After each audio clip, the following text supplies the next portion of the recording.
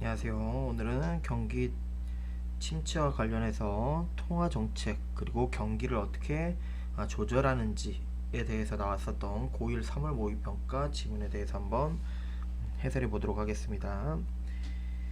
1문단부터 보시죠. 경기가 침체되어. 그래서 이런 것들을 우리가 정리한 것 표가 있는데 이런 것들을 조금 잘 정리를 하셔야 됩니다. 그래서 우리가 여기서 가장 중요한 포인트가 우선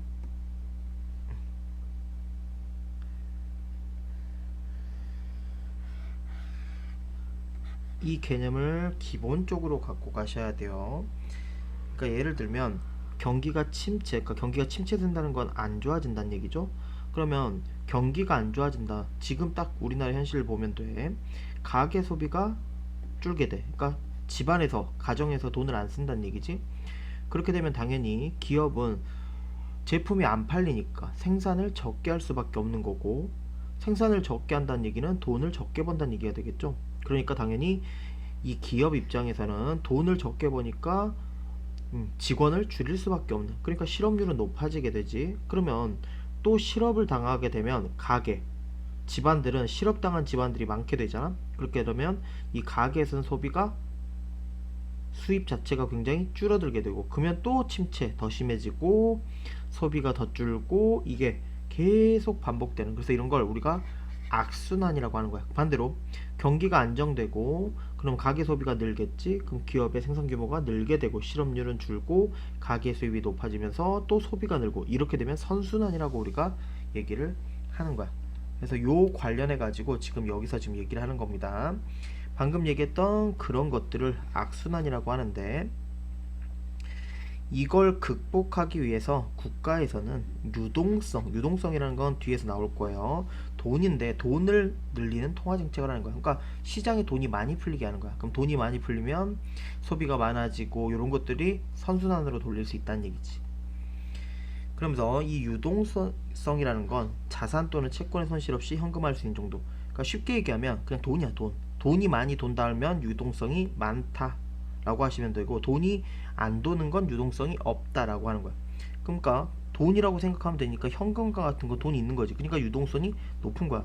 근데 토지나 건물 같은 경우는 우리가 부동산이라고 부르잖아. 그래서 보이셔야 돼. 유동, 부동.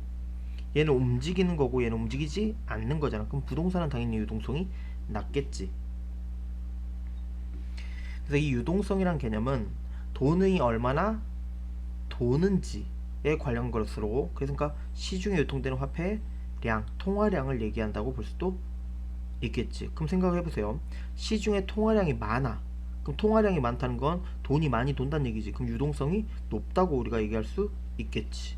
근데 그에 비해서 통화량이 줄었어. 그럼 돈이 줄었잖아. 그럼 당연히 유동성이 낮다라고 볼 수가 있는 거죠. 그래서 우리 지금 이 문단에서 요걸 얘기하고 있는 거야. 유동성이라는 것의 개념을 얘기한 다음에 유동성이 많을 때는 유동성이 높아지고, 그럼 화폐 가치가 돈이 많이 풀렸잖아. 그러면 희소성이 있어야 가치가 올라갈 텐데, 희소성이 유동성이 많아버리면 떨어지지. 그럼 가치가 떨어지는 거야. 그래서 요 관계 이해되십니까? 근데 그에 비해서 유동성이 떨어지면 희소성이 늘었지. 그럼 가치가 올라가게 되는. 그래서 우리가 통화량이 많을 때 우리 유동성이 넘쳐난다고 하는 거고, 통화량이 적을 때 유동성이 감소한다라고 얘기를 하는 겁니다.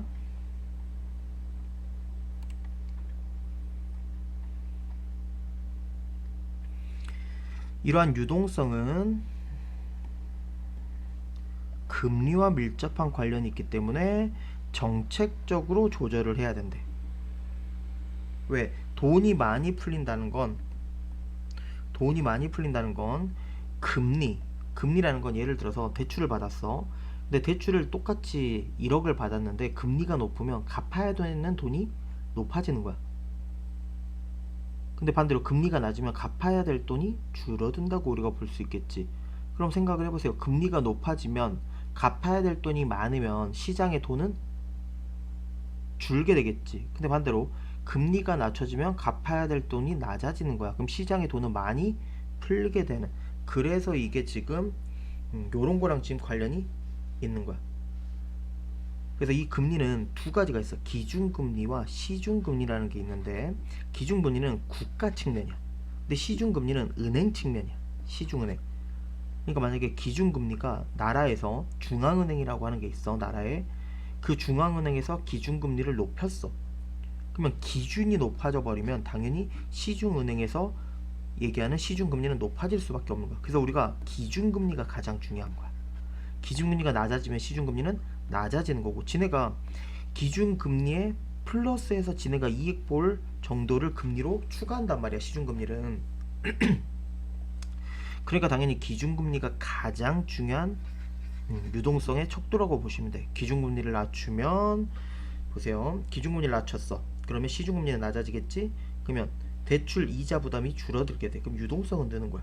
근데 반대로 기준금리가 높아지면 시중금리도 높아지고, 그럼 대출 부담이 높아지겠지. 그럼 시장의 유동성이 낮아지게 되는. 그래서 이런 것들이 우리가 중요한 포인트로 정리할 수 있겠네. 근데 가장 중요한 건 여기 사문단입니다. 요거는 진짜로 어지간하면 외우시는 게 좋습니다. 그래서 아예 공식처럼 외워버리는 게 가장 좋다. 왜? 시험에 무조건 내면은 거의 얘를 내야 된다고 볼 수 있겠지. 뭐 그래서 위에서도 마찬가지로 시중금리가 높아지면 대출 이자 부담은 높아지고, 그러면 유동성은 줄게 된다. 방금 얘기를 했었고. 4문단으로 가봅시다. 이와 같은 금리와 유동성의 관계를 고려해서 중앙은행은 뭘 조절하는 거야? 기준금리를 조절하는 통화정책을 펴는 거야. 그래서 경기가 침체됐을 때랑 경기가 과열됐을 때를 우리가 나눠서 볼 수 있다는 얘기지. 예를 들어 볼게요. 경기가 침체됐어. 그러면 지금 유동성이 어떻게 돼 있는 상태야? 떨어져 있는 상태지. 그럼 유동성, 돈을 많이 시장에 돌게 해야 돼. 그럼 아까 제가 뭐라 했어요? 금리가 낮아져야 돼. 기준금리가 중앙은행에서 낮게 하면 당연히 시중은행에서 시중금리를 낮게 하겠지. 그러면 대출이나 이런 걸 통해서 갚아야 되는 돈이 줄게 돼. 그러면 당연히 시장에 풀리는 돈, 유동성은 높아지게 되고, 그러니까 가게는 소비, 가정에서는 소비를 많이 하게 되고 투자를 많이 하게 되는 거야. 그럼 당연히 기업 입장에서는 그만큼 많이 팔리게 되니까 뭐 하게 돼? 생산을 많이 하겠지. 그럼 직원을 뽑게 되겠지. 실업률이 떨어지는 거야. 생산 고용이 높아졌다는 건 실업률이 줄어들었다는 얘기야.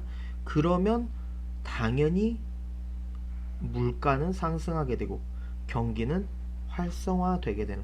그럼 또 실업률이 줄니까 어떻게 되겠어? 사람들이 돈을 많이 쓰게 되고 투자를 많이 하게 되고 생산이 더 높아지고 물가가 높아지고 또 활성화되고 또 이걸 계속 반복하는 선순환이겠지.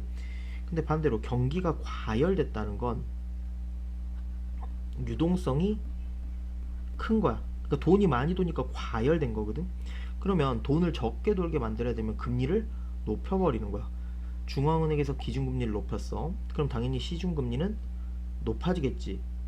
그렇게 되면 유동성은 돈은 적게 돌게 되고 가정에서는 소비를 줄이게 되겠지. 그러면 기업은 팔리는 게 적게 되니까 당연히 실업률이 높아지게 되고, 그러면 투자나 이런 것들은 안 하게 되고 물가는 안정화되는, 경기가 진정되는 효과를 발휘할 수 있다는 거지. 그러니까 이런 걸 하기 위해서 뭘 조절해야 돼? 기준금리를 조절한다는 얘기야. 누가? 중앙은행이. 그러니까 중앙은행이 그렇게 해버리면 시중은행이 시중금리를 조절하게 되고 나머지는 따라올 수밖에 없는 구조라는 걸 지금 얘기하게 되는 겁니다. 그래서 한번 우리가 방금 설명했던 걸 맞는지 한번 읽어봅시다. 중앙은행은 기준금리를 인하, 왜? 정체, 침체됐잖아 경기가. 그럼 돈이 안 돈다는 얘기지. 그럼 돈을 돌게 하려면 금리를 중앙은행에서 기준금리를 낮추는 거야. 그럼 시중은행에서 시중금리를 낮추겠지. 그러면 돈이 많이 돌겠지, 유동성이. 그럼 가게는 소비를 늘리겠고 투자도 늘리겠지. 그러면 당연히 기업 입장에선 생산과 고용이 늘고 실업률은 줄게 되겠지. 그러니까 투자가 또 확대되고 물가가 상승되는, 경기가 활성화되는 과정을 거치게 돼. 그러면 또 경기가 활성화되고 돈이 많이 도니까 가게는 소비를 또 늘리고, 요게 계속 반복된다고 보시면 되겠죠. 근데 그에 비해서 경기가 과열됐다는 건 유동성이 많다, 돈이 많이 돌고 있다는 얘기지. 그러면 중앙은행에서는 기준금리를 높여야지 우리가 돈이 적게 들겠지. 그러니까 기준금리를 높이는 거야. 그럼 당연히 시중금리도 높아지겠고, 시중금리가 높아지면 가게는 소비를 줄이고 투자를 줄이고, 그럼 기업 입장에서도 생산과 고용을 줄이고 투자를 줄이게 되겠지. 그러면서 물가가 안정화되고 또 가계 소비는 줄어드는 요 과정. 그래서 이거랑 반대되는 이 과정을 외우셔야 돼. 그러니까 시험에서는 선생님들이 이걸 말장난을 칠 거야. 기준금리가 낮췄는데 뭐 가계 소비가 줄어든다든지 실업률이 낮춰진다든지 뭐 요런 말을 말장난으로 맞고 틀리고를 판단할 수 있게 공부하시는 게 가장 중요합니다. 그러나 중앙은행이 경기 활성화를 위해 통화정책을 시행, 요걸 지금 얘기하는 거야. 이걸 시행했음에도 불구하고 애초에 의도한 결과, 이게 의도한 결과야. 이게 의도한 결과라면 의도하지 않은 결과가 나타날 수도 있다는 얘기야. 특히 언제야? 경기 침체가 심각해서 전망이 불투명할 때야. 경기 침체 보세요. 한번 연결을 해볼게. 경기 침체가 굉장히 심해. 그래서 우리가 경기 활성화를 위해서 기준금리를 낮췄어. 그럼 시중금리가 낮아지겠지? 그럼 유동성이 늘고 가계 소비가 늘어야 돼. 그리고 투자도 많이 하고 기업도 생산 고용이나 투자를 많이 하면서 물가가 높아지고 경기가 활성화돼야 돼. 근데 경기 회복이 될 거란 전망이 굉장히 안 좋아. 그러면 생각을 해봐. 이걸 경기 회복이 될 거란 전망이 없으면 우리가 부동산을 살까? 부동산이 지금 집 같은 건데, 집이 비싸게 팔리는 투자 목적으로 우리가 싸게 사서 비싸게 팔려고 부동산을 사는 거잖아. 그러면 경기가 침체되면 사람들이 살까? 안 사겠지. 그러면 우리도 부동산을 살 필요가 없는 거야. 근데 경기가 좋아질 거란 예상이 되면 이거 사면 좀 더 높은 가격에 팔 수 있겠네? 라는 생각을 하게 되겠지. 그러면 우리가 투자를 하게 된단 말이야. 그러니까 아무리 나라에서 이렇게 하더라도 경기 침체, 경기 회복에 대한 전망이 불투명해서 경기 침체가 길어질 것 같으면 돈을 손에 쥐고 안 쓰는 경우가 생겨버린다는 얘기야. 그래서 그럼 어떻게 되겠어? 원래는 어떻게 돼야 돼? 기준금리를 낮추고 시중금리를 낮춤으로써 유동성이 많아지고 가계 소비가 많아지게 해야 되는데, 이게 원래 정상적인 거야. 근데 이게 가계 소비를 낮춰버리고 투자를 낮춰버리고 생산 고용을 낮춰버리고 투자를 또 안 하게 되고 물가가 떨어지게 되고 경기가 침체돼 버리는. 그래서 우리가 경기 침체를 경기 활성화를 하기 위해서 정책을 쓴 건데 또다시 경기 침체가 돼버리는 이런 말도 안 되는 일이 벌어진단 말이야. 이런 걸 우리가 케인즈가 뭐라고 부른 거야? 유동성 함정이다. 유동성이 함정에 빠졌다. 함정에 빠지면 오도가도 못하잖아. 그러니까 유동성이 크게 달라지지 않았다라고 하는 의미에서 유동성 함정이라는 용어를 쓰게 되는 겁니다.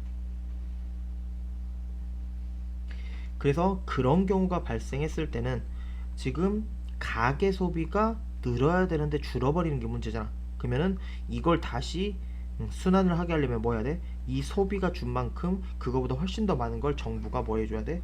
지출함으로써 해결할 수 있다 라고 보는 게 지금 이 지문에 대한 핵심이라고 보시면 되겠네요. 그래서 다른 지문들도 그랬지만 특히 이 지문은 이 과정들을 공부하시는 게 굉장히 중요합니다. 그래서 연결이 제대로 됐냐 안 됐냐로 시험은 나올 수밖에 없다. 한번 문제를 봅시다.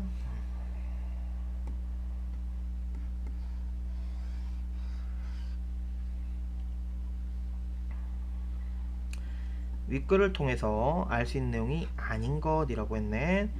중앙은행이 하는 역할, 아까 뭐 한댔어?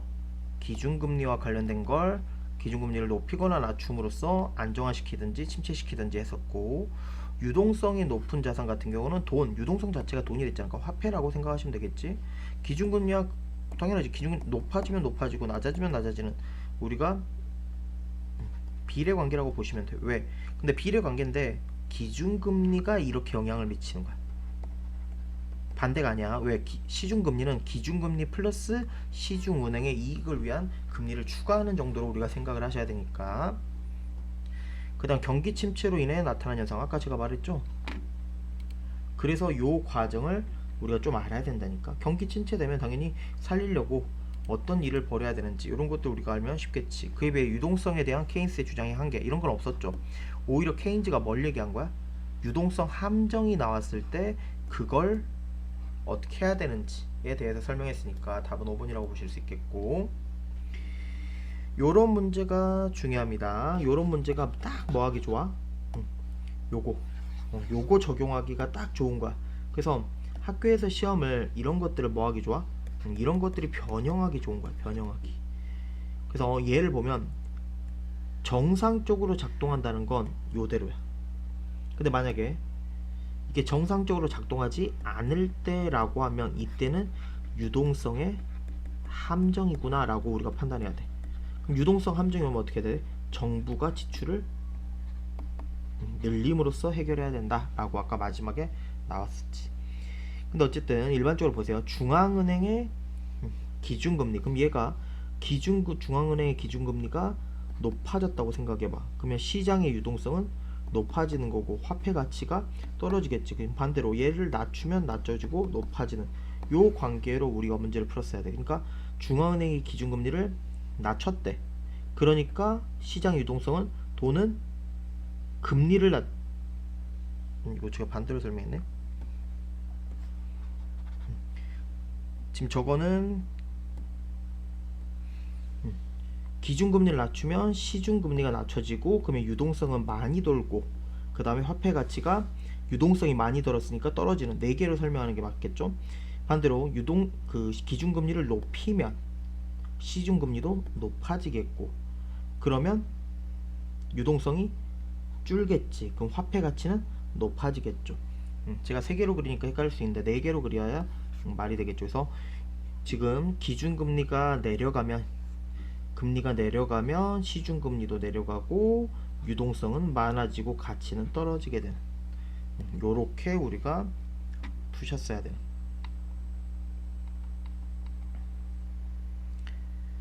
그 다음 유동성 함정, 아까 유동성이 함정에 빠지게 되면 어떻게 해야 된다? 정부가 지출을 늘려야 된댔어. 그래서 이 유동성 함정은 앞에서 어떤 거랑 관련해서 되기 좋다 했습니까?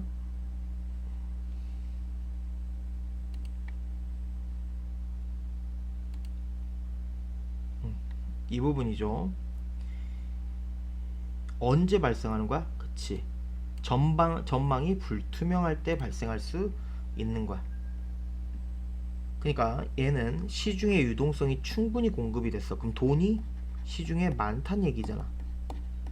그러면 돈이 많이 풀렸다는 건 가게에서 돈을 많이 쓴다는 얘기고, 그러면 기업이 돈을 많이 쓰고 투자를 많이 하게 돼. 그럼 실업률은 줄게 되고 그럼 가게는 늘리고 이렇게 돼야 되는데, 얘는 그렇게 공급이 됐음에도 함정에 빠진 것처럼 이렇게 이 과정을 거치지 않는다. 오히려 안정화되는 게 아니라 침체된다. 그래서 경기가 침체가 지속되는. 그래서 유동성 함정의 개념 정도를 물은 거니까 뭐 어려워 보이지는 않습니다.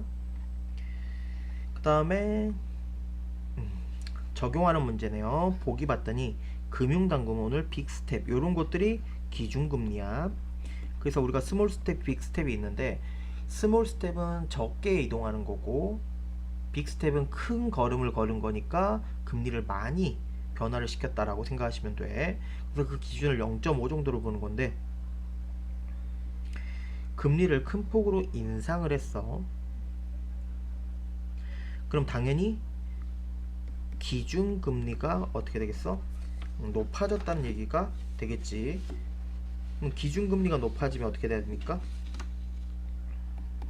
시중금리도 높아지게 되겠지. 그러면 금리가 높아졌다는 건 대출에 대한 돈을 많이 써야 되잖아. 그러면 당연히 돈은 적게 풀리게 되겠지. 그럼 유동성은 떨어지는 거야. 그럼 유동성이 떨어지면 투자나 그 다음에 기업에서 이런 것들 가치를 줄이겠지. 그리고 실업률은 오히려 어떻게 돼? 높아지게 되는 거야. 그럼 당연히 가계에서 소비 심리는 줄어들겠지. 왜? 실업을 많이 하면 돈이 없잖아. 그러면 물가가 떨어지는, 안정화되는 요 과정을 거치게 되는 것이 답이 되야겠죠. 근데 적절하지 않은 것을 고르라 했네. 그럼 볼까요? 부동산의 가격이 하락할 수 있다. 왜? 소비 심리가 줄었으니까 부동산의 투자가 줄겠지. 당분간 부동산 투자를 미뤄야 된다. 맞겠죠?